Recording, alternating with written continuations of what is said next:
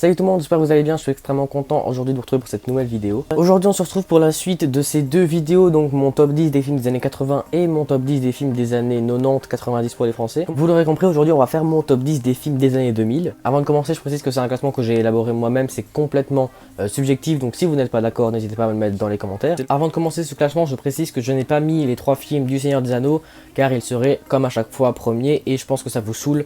Je vais laisser place aux autres films, mais évidemment le Seigneur des Anneaux c'est pour moi les meilleurs films des années 2000, c'est logique. À la 10e place, j'ai mis un film français, je pense d'ailleurs que c'est le tout premier film français dont je parle sur la chaîne parce que le cinéma français c'est loin d'être mon cinéma préféré. Mais ce film c'est sans doute mon film français préféré et je l'ai mis à cette 10e place, c'est Astérix et Obélix Mission Cléopâtre. Ce film mélange tout ce que j'ai envie de voir dans un film Astérix, faut savoir que je suis un fan de la bande dessinée, j'adore la BD Astérix, j'adore l'univers d'Astérix. J'aime bien aussi les films, il y en a forcément que j'aime pas, celui-là j'adore, c'est évidemment mon préféré, c'est le meilleur, ça c'est, y a aucun doute possible. L'humour utilisé dedans est culte et drôle avec un Jamel Debbouze au top qui est sans doute un de mes acteurs français préférés si on ne compte pas les acteurs internationaux comme Omar Sy et Jean Dujardin par exemple. Christian Clavier et Gérard Depardieu sont également très bons, bref tous les acteurs sont bons, d'ailleurs il y a un casting de fou. Christian Clavier, Gérard Depardieu, Gérard Darmon, Jamel Debbouze, Alain Chabat, Monica Bellucci, bref un casting de dingue. Il y a même Isabelle Nanty et Jean-Paul Rouve qui font une apparition il me semble. J'ai lu la BD avant de voir le film, donc est-ce que je trouve que ce film est une bonne adaptation de la BD?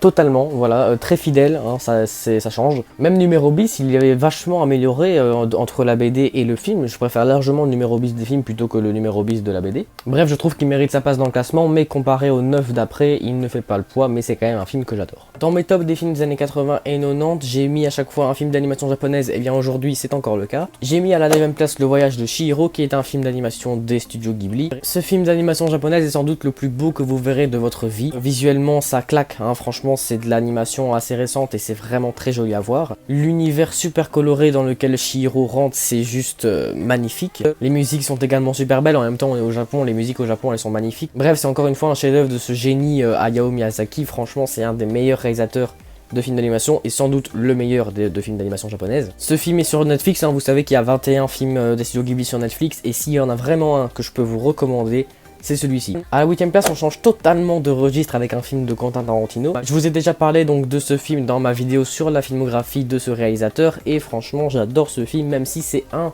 des films de Tarantino que j'aime le moins. Je parle de Inglourious Basterds. Inglourious Basterds c'est un film qui se déroule pendant la Seconde Guerre mondiale, pourtant c'est un film qui est super original scénaristiquement. C'est pas un film de guerre comme les autres, je vais pas dire barbant mais bon, on en a un petit peu marre de voir à chaque fois les mêmes choses. Avec un Brad Pitt que j'aime pas forcément, c'est vraiment pas un acteur que j'aime forcément, mais je l'ai trouvé très bon dans ce film. J'ai été déçu de la performance des acteurs français malheureusement, comme Mélanie Laurent, je trouve pas que c'est une bonne actrice malheureusement. Il y a quelques facilités de mise en scène à la fin du film, mais à part ça, c'est juste un super bon film. Avec un des meilleurs acteurs du monde dans ce film, c'est-à-dire Christophe Waltz, qui est vraiment impressionnant dans ce film. Et voilà, pour moi il mérite sa place, mais il mérite pas d'aller plus loin. À la 7e place, restons dans le style Tarantino avec Kill Bill volume 1. Kill Bill volume 1, pareil, hein, j'en ai déjà parlé dans ma vidéo sur la filmographie de Tarantino, et c'est un de mes films préférés de ce réalisateur. Avec une Uma Thurman au top, d'ailleurs c'est vraiment une actrice que j'adore. Un scénario super original et que j'ai vraiment adoré, super divertissant, super rythmé. Il y a peut-être eu 2-3 erreurs de casting, à part Uma Thurman, franchement le casting est pas au top.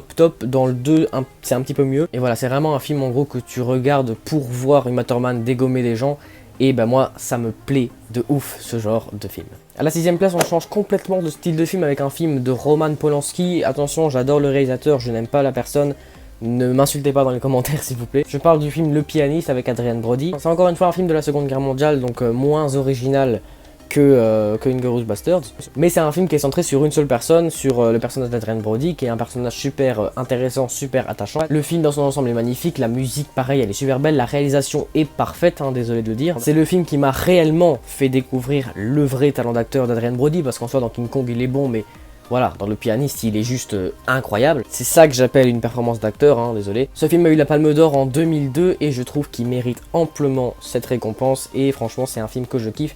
Il me semble qu'il est sur Netflix aussi, mais je vais pas trop m'avancer.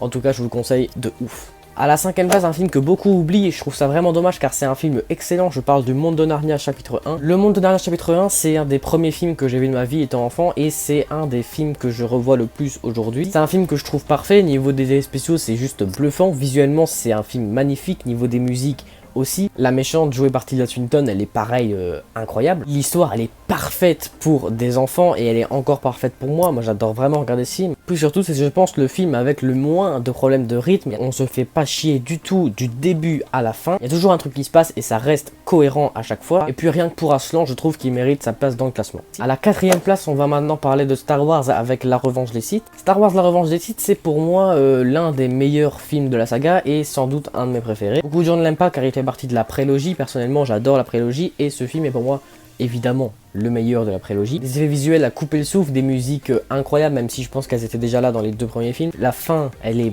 parfaite, mais vraiment, elle est parfaite. Même si évidemment, il y a 2-3 trucs qui ne m'ont pas plu vraiment dans ce film. Hein. Franchement, le Conseil Jedi se fait passer pour des abrutis finis dans ce film parce qu'ils se font berner, mais comme des merdes, par une seule personne qui est certes extrêmement intelligente.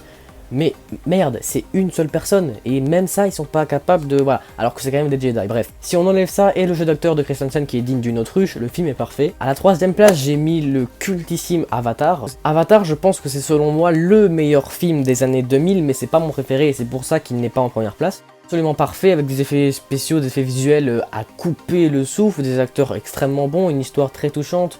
Voilà, franchement génial. Un James Cameron au top. D'ailleurs, ma prochaine vidéo sur les filmographies de réalisateurs, ce sera sur James Cameron. Je sais plus qui me l'a proposé dans les commentaires de ma dernière vidéo sur mes filmographies de réalisateurs, mais en tout cas merci à cette personne. C'est un film extrêmement long mais que j'adore revoir parce que les 3 heures de film, les je sais pas combien de temps de film, je pense qu'il dure ouais, à peu près 3 heures. Bah, on ne les voit pas passer. Il a été pendant 10 ans le film ayant ramené le plus d'argent au box-office et je trouve qu'il a amplement mérité cette place. Je pense même qu'Avengers Endgame ne mérite peut-être pas de dépasser Avatar, mais franchement ça me dégoûte pas parce que j'adore Avengers Endgame aussi. À la 2e place, et c'est là que je vais me faire des ennemis parce que bah, les gens ont l'air d'oublier ce film. C'est Pirates des Caraïbes jusqu'au bout du monde. J'ai hésité entre mettre Pirates des Caraïbes jusqu'au bout du monde et Pirates des Caraïbes la malédiction du Black Pearl, mais honnêtement je préfère le 3e au premier et même au 2e. C'est pareil, un film que je trouve parfait, voilà, j'adore vraiment cette trilogie de Pirates des Caraïbes. Entre Davy Jones qui devient réellement menaçant, Beckett qui, pareil, est en train de prendre de l'ampleur de ouf, le personnage de Jack Sparrow qui est bien approfondi, la fin elle est parfaite, elle est franchement parfaite, même si elle a déçu beaucoup de gens, moi je la trouve parfaite. Sao Feng et son équipage de Singapour là, j'ai trouvé ça génial aussi, c'est magnifique à voir. Les musiques sont magnifiques, la bataille du Maelstrom elle est super bien réalisée, franchement Gore Verbinski a fait un magnifique travail. Je le préfère au premier film parce que voilà, je trouve qu'il y a plus d'effets spéciaux, il y a plus d'action, il y a plus de suspense, il y a plus d'enjeux que dans le premier film. Le premier film, j'adore évidemment, c'est un de mes films préférés aussi. Mais ça ne vaut pas le film qui est mon film préféré des années 2000, je parle du Prestige. Le Prestige est pour moi le premier vraiment bon film de Christopher Nolan. J'ai dit beaucoup de fois ce mot hein, dans la vidéo, mais pour moi c'est un film parfait. Entre les acteurs qui sont au top, Hugh Jackman, Christian Bale, Scarlett Johansson, le scénario que j'adore étant un fan de magie, le twist de fin qui te retourne la tête en mode mais j'ai rien vu venir. La rivalité entre les deux magiciens que l'on ressent tout au long du film et qu'on ne peut que comprendre en fait, même si on a un petit peu de peine sur le fait qu'ils étaient quand même amis entre guillemets avant, et c'est ça aussi la force du film. Et voilà, c'est vraiment mon film préféré des années 2000 et peut-être le meilleur à égalité avec Avatar. Donc voilà les gars, c'est la fin de cette vidéo, j'espère qu'elle vous aura plu. Si c'est le cas, n'hésitez pas à mettre un pouce en l'air et vous abonner à la chaîne, bref vous connaissez la chanson. On se retrouve demain, après-demain, je sais pas quand, pour une vidéo bonus sur la suite de ma collection de Blu-ray. D'ici là je vous dis à très bientôt, salut.